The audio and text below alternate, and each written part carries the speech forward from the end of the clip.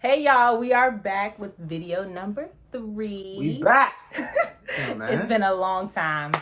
I know y'all miss us, so what are we talk about today? So today we're talking about transitions in life. More so for me, high school going into college, and her is college going into her career, her real life, as you can say, the real world in a bigger aspect. So we're just going to be talking about a general, synopsis of what life will be like for the both of us. Right, and a lot has happened this year for the both of us, so we thought it would be great if we kind of share that with you all and see maybe there's some things that we say that can help you in your future as well. Of course, this is Reach Inside, Cultivate Everyone. So we are reaching inside of what we know and sharing it with you all today. Yes. So what are some things that you are nervous or excited about as you are transitioning from high school to college? So I'll start with nervous. I guess you can say the bad first. Is growing your social life. It's kind of like going into the next grade, you can say, like from middle school to high school. It's just that next step of going to another time in your life where you have to meet new people, talk to people, network. And a lot of things with college is surrounded with networking, so you can get to that next level with your internships or when it comes to jobs or just doing things around campus. So for me specifically, I know it's going to be tough, but it has to be reliable for me to make friends, to make people that I'm going to hang out with, because those are going to be my core friends when it really comes down the road. Yep. And it's not particularly hard for me to make friends, but I know I'm naturally going to be anxious going into college trying to make friends. But when it comes to being excited, it's really stepping away from home. You're sheltered your entire life at home, depending on who you are. Your school sometimes shelters you or lets you run free. But for me, I'm really happy to take that step out of the nest, to be who I am, to see who I am, to grow and learn, spread my wings. So for me, that excitement also comes with anxiousness. So it kind of goes both ways. It can be nervous, but it can be excitement at the same time. But I am ready to make that next step in my life because this is really it. If you really think about it. So yeah, it'll be fun, I'm sure. But those are definitely some common concerns, I think, for a lot of people as they transition. So specifically leading off of high school going to college, and for me, I have to choose a major and a career leading up. So what did you do to try to make that step forward, to learn what you want to do in life, your career, what you're looking forward to do, and your major specifically? So I'll say for me, growing up, there was a lot of different things I was interested in, but it was trying to really hone on like, what am I passionate about, but what do I see myself doing long term as a career? Like, you can like a whole bunch of things, but if you don't see yourself doing it day in and day out, there's no point of really investing your college money into it. So going into college, I knew I wanted to do something sport related, but I didn't even know if there was a career like in sports. So specifically, what would it be? Like, you always see people working in sports, but you don't never know what it is. So I just went into majoring in sport administration, and honestly, like, going there, I kind of chose my major based on what I was passionate about, but I also took classes that were outside of that major. So for instance, like, if I knew they would only be teaching me sport related things, I would be like, okay, let me take this journalism class and like the journalism school, because it's still, I'm interested in, media and writing. So you should still kind of do both. Like, don't just be honing on like, I gotta major in this or I gotta do this track, because you can always kind of bounce in and out of it. I will also say you don't really have to know what you want to do going straight into college. I know a lot of people are always just like, I don't know what to do. So I would say, give yourself time to kind of take a lot of classes, see what you're interested in, talk to advisors. I also did that a lot too, asking them like, what are some professions or careers that's in sports that I can actually like make good money off, and they were able to tell me. So that's a thing. That's one of the things I did on choosing my major. And that comes with me. It's kind of like, I'm not sure what I want to do yet. I really like science, but I'm not sure if that's the major I chose now is why I want to continue. Right. So kind of hearing that. You can be free with what you want to do, take options, try your best. And I've heard that from you. I've heard that from many people in school, outside of school and stuff. So yeah, I do agree with that. Facts. It's facts! It's facts! It's not facts. These facts is not facts. So as we know, some people don't always continue and go to college, from high school. So have you heard anything from your friends, like maybe some things that they are kind of iffy about or not sure? Like, are they questioning maybe some life choices? Like, what have they been saying has been some of their challenges trying to transition from like high school to the real world? You know, because it's reality. Like, some people may not, you know, go to school, or they want to, but they're not sure. So what are some things you kind of heard from them? So specifically with my close knit friends, it's kind of been like trying to continue their academic skills in high school and to college. So of course there's a step of level of academics that you have to meet. Since some of my friends, you know, may have not stepped up or tried their best in high school, but they got to this point, so they know they have to work hard to get what they want in life. So for them, it's kind of a mental block where they have to know that there's no one really to push them, no one to guide them. There will be people in your life in college that will guide you, but when it comes to yourself, there's not a teacher right behind you telling you, get your work done, and that's the only reason you got a good grade. So for them, it's more so the academics, like how am I going to produce this certain amount of academics to stay in school, to continue to be happy in school and try to get to where I want to be. And with many of my friends, you know, a lot of them try not to think of it, but it's really going to hit them quick because school is coming up in 2 weeks, 3 weeks for certain people. So that's a really major factor, is academic work. And secondly, I would say would probably be with COVID-19 and things like that, is trying to experience the full college experience. A lot of my friends are like, oh, I'm ready to go to college, but they're not going to experience that real college life that you can really go to clubs, experience with friends, have a real social life. So for me and for the people that I hang around, we really have to see what there is that they're out for us if we want to go to school, because that is an option to be virtual. So it's really that decision you have to make with your family that they're struggling with, if they really want to go and try to experience less of a college, or just not go and be safe, do the safe route, I guess you can say. So I guess those are the major two things that me and my friends talk about the most when it comes around college. It will have to be academics, and I guess you could say social life or college life in general. And it's always kind of hard to stay motivated in general. Like, you want to do well, but you were happy that you had teachers to kind of push you in high school, because you wouldn't have done certain things that they didn't help you. But so in college, it's kind of like you don't really have that as much, or not initially, until you actually meet professors and get to know people. So, I always hope that they can kind of like just have that inner like motivation for themselves, because you'll know to all be worth it at the end. But you just kind of got to keep pushing past those doubts. Especially with COVID going on, I know the workforce can be tough for a lot of people. So I know specifically with you coming out of college, recently, and finding the job that you were really looking for, and COVID impacting you, like, what is your experience around that? What are the challenges that really surround that, So I graduated in December 2019, if some don't know.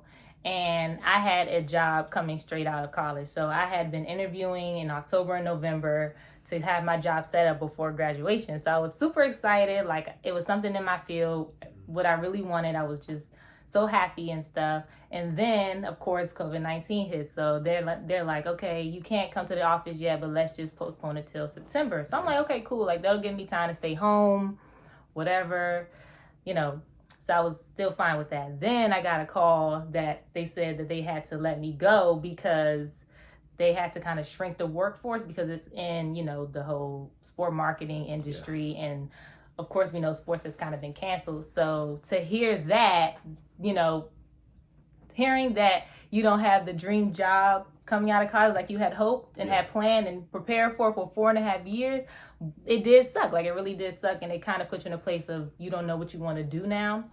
But for me, I would say the thing that has kept me going is I've made relationships while I was in college. So there still are professors and people in the workforce that are willing to kind of help me find something, which goes back to the importance of building those bonds and always just being a great like student when you're in all your classes. So they've been helping me trying to find things, but I've also just in the meantime tried to invest a lot of my time and energy into our business, trying to create new marketing strategies or new things we can do with the shirts, just to keep my mind going, you know, trying to like meditate more, read more, not give up, stay with my like positive thinking and everything. And I know it can get tough because you're just in a place where everything, like almost all of the job markets have like shut down. Yeah. So a lot of people who just graduated like me is like, you're just sitting at home when you've already been sitting at home because of quarantine. And now you also don't have a job on top of that. And everyone's not blessed like me where I can kind of still be home and save up money. So it's been tough, but I would say I'm still been applying. Keep your head up. This is only for a season, you know, and I have all those skills that will take me to the place I need to be in the future. So I know that nothing has been taken away from me but that job. Yeah. But like I still have all my skills and everything that I know. So I know when the time is right, I'll find something. So that kind of has been my experience. I know a lot of my peers are going through that. So I would just say, you know, try to stay positive. Try to look at the things that are, you know, the great things in your life, like what you're blessed for and staying healthy, you know, all those things. Yeah. That, like when you really think about it, a job is kind of a small component of your life. You don't want to put all of your happiness into that. You know, there's other things to be happy about. So yeah, always just think positive and try to, and you know that something better will come out of it. So another thing I kind of wanted to ask you was, you know, like we said, with COVID-19, it's such a real thing. You know, reality is you may not be going to campus coming this fall. So what still keeps you excited to still be starting school soon in your next phase of your life? Like, what are some things that still kind of motivates you, regardless if you may have to do virtual online, you know, classes instead of participating in all of the social life that college has to offer? Yeah. So, you know, it's always that side of, you know, we can go, we can spread our wings, be independent, but it is that side that we may have to stay home and be virtual. Right. So when it comes to me, it's really the bigger picture of my life. I like to think ahead. Sometimes I like to think short term, but for me, when it comes to my career, when it comes to my grades, my social life, whatever it is, I try to think long term. And I really, in my heart, want to be successful. So I know, regardless if I'm virtual, if I'm there, I'm going to work as hard as I can on anything that I do. You bet. Because I know that it will pay off in the future. And it may sound cliche, but it's actually true. It is. So that mental, like, thing in my head that keeps running and running, I know that even when in quarantine, even that COVID goes on when I'm going to school and virtual and I'm in Zoom, I'm still going to try my best. If I don't get something, I'm still going to try my best. And it's that motivation factor, that machine in me, I guess you can say, that wants me to do better all the time. Because I really cannot see myself, you know, just going with the motions, just doing what is accepted, you know, just going to college and leaving college. Like, I really want something better for myself, because I know that I don't want to stay in the same situation I am today. It doesn't have to be a bad situation or a great situation. It's just, you know, wanting better for yourself as a person. Right. So I know that after college, during college, that virtual, not virtual, it doesn't matter what it is, that I'm going to work hard. And that thing in me, I guess you can say, is what my motivation factor. Right. So that's what keeps me going when it comes to everything. Yeah, like knowing that regardless of what's kind of the things you can't control, you know what you can control. And that's like your motivation and your work ethic and so forth. Yeah, that keeps me motivated all the time to do better. Right. So we've been talking about college and we've been talking about like serious stuff, which is good. That's what we're here for. But we are here for the casual side too. And we want to know not the handshake. We want to know the deeps and details for me, for my friends, for the people that are my age and maybe your age. It doesn't really matter. Right. What social life? We talk about boys, talking about your friends, we talking about anything from high school, college, and now, because we know it changes. High school and college are two different things, especially real life is totally different. So we want to hear it all. Oh my gosh. Okay, so I'll start off with, I guess, the friend factor. Yeah. So in high school, it seems like everyone was friends just because you can be, I should say. It's like, it didn't really kind of matter like who was your friend group. Like everyone kind of got along for the most part. They didn't really, for me at least, they didn't have like a huge like effect on what I was going to do after college. Like it didn't really matter. And then you'll realize once you transition that those people aren't even going to be your friends no more. Like they were just kind of with you for that season. It just, it is what it is. You just move on. But as you get into college, you try to find your friends. It's like you need to be way more selective and intentional about who you have around you. You already don't have, your parents or like high school teachers to remind you, like, hey, you know that girl is not really your friend, or hey, that boy really don't, you know, have the right intentions. Like, you don't have those people around you to tell you that. So you got to be super, super mindful. So I would say always, you know, have lunch with people, hang out with people at certain parties if you feel like it, but don't trust these people with your information. You know, don't trust anybody until they prove that they are deserving of being your friend and knowing that stuff about you. Because at the end of the day, they're going to be the ones that kind of influence you the most as you're in college. Like they may encourage you to apply for that internship, or they may be those same ones saying, nah, like, don't worry about it, you know, go to this party. Like, so you need to know who really has your best interest, and that's super important in college. So I would definitely say I did find people like that. Shout out to y'all. Y'all know who y'all are.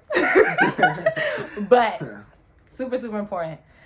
And then, so transitioning out of college with those same friends, of course, there were some people that I kind of left in college because that's what they deserved to be left. But there are also still ones that I still see to this day. We talk about future plans, career goals, and you want to make sure you have those conversations. Like, what are friends for if you aren't talking about stuff just past like the surface level? You want them to be people who kind of have something on their mind. So you definitely want to, you'll see that you kind of really make a lot of your lifelong friends in college because y'all all had the same like mindset when y'all first even came in general. As far as boys, and so in high school, you know. Yeah. Did I even talk to people like that? Not really. Exactly. Like, Stop the cap. Stop the cap right now. Stop the cap. I was on my bully. Like, I'm like, people say I was mean, but it's at the same, I just really didn't care to kind of like get to know boys in that level. Like, I was just kind of doing my own thing in clubs, playing sports. Like, I really didn't care. And I really wasn't interested in it. I didn't really want to.